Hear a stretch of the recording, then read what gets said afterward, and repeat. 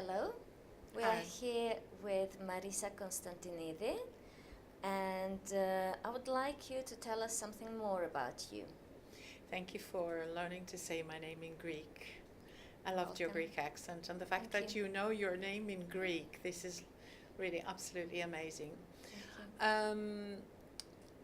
My name is Marisa, as you said, and I come from Athens. Yeah. All right.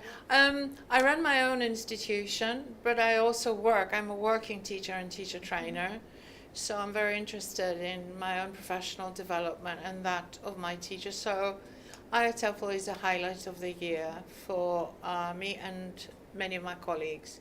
Seems you've been very busy, and your talk was today, wasn't it? Yes, it was. Can you tell us about the topic, what you talked about? The topic is a familiar one, and it's something that kind of still fires up blogs and articles and research. And it's the big old-time question of whether to teach grammar or not. And there are many people who are completely against it, and there are people who cannot imagine their life without, being teachers without teaching grammar to their learners. And these seem to be like opposing camps.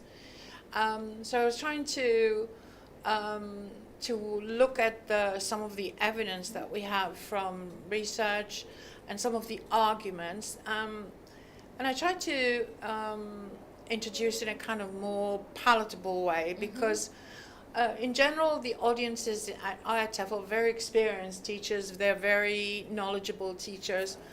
But there are, of course, many teachers who are less experienced, and they're still discovering these debates. So I tried to present it in the shape of a photonovela. It was like a little love story between Mr. McNugget, who likes to do bite-sized chunks of grammar, and Ms. Holistic, who is all for freedom and the experience and immersing yourself in the language. How interesting. Very nice. I hope it was. Can you tell us something about ELT Chat, which is very, very famous and known online and in social media? How people can join, how it works? Thank you for asking. This is like a very, very important aspect of my life. ELT Chat is a weekly discussion on Twitter. And Twitter is followed passionately by many educators, but also passionately avoided by others. So I want to promote the idea of going on Twitter and engaging in discussions with a group of educators who are really very dedicated and very keen to learn. It's free. Every week you can log in on Twitter at 7 o'clock UK time. And if you type hashtag ELT Chat and save that search, you will see all of us online discussing a topic of current interest. It's not somebody, moderating. As a moderator, I'm not there to do input. I'm there to regulate the discussion and to learn a lot from my colleagues as well. So I think it's a wonderful opportunity. We have a great blog. We have a huge collection of summaries with really, really great ideas. And it's what I called, content generated by teachers, not by somebody from higher up. A lot of training centers do recommend our blog as a great teaching resource for ideas for their trainees. So I encourage people to join in. How do you choose topics for each week? Well, we have a Google Doc form, and we ask people to submit new topics. And each month, one of the 4 moderators decides which of these topics they would like to introduce. Usually, if there's 2 or 3 topics, we may do a small Twitter poll and even a Facebook poll as well, because we have a very lively Facebook community as well. And that's how we decide. So it's quite democratic. Yeah. It seems so. So can you tell us something about your relationship with IATEFL, how it influenced you, And your involvement in IATEFL? My first IATEFL is now about 10 years ago, almost 10 years ago. I came to IATEFL for the first time.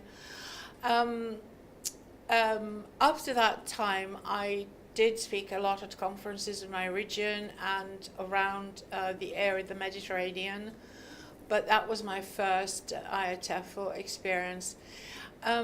It was an absolute delight to come to IATEFL, not just because IATEFL is a great event. I think it's one of the greatest events in our profession annually, but because it was the beginning of Twitter, and there was a very strong online community that was talking on Twitter all day and every day.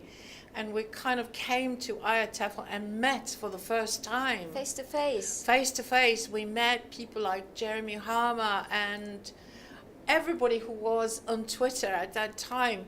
And it was like, lovers who met for the first time. It was like, Jeremy called it a love fest, because everybody felt like they were meeting old friends.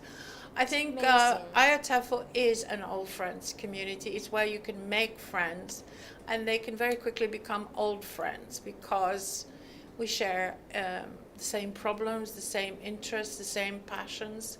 We're interested in our development, and this is where we meet and we grow. And I think it's a great opportunity for people to join, to come. I know there's a lot of free online stuff going on, and I help with some of that. I've worked on online conferences. I've worked as a member of the Learning Technology SIG committee. But I think coming here and getting in touch with all these people is really a big thing in a teacher's career, and it shouldn't be kind of neglected. You maybe not every year, but I think teachers should come to IATEFL. That's all. Thank you so much for being with us today, and thanks for your time and for sharing with us. And I hope you have fun until the end of the conference. Thank you for having me. You're welcome. Thank you.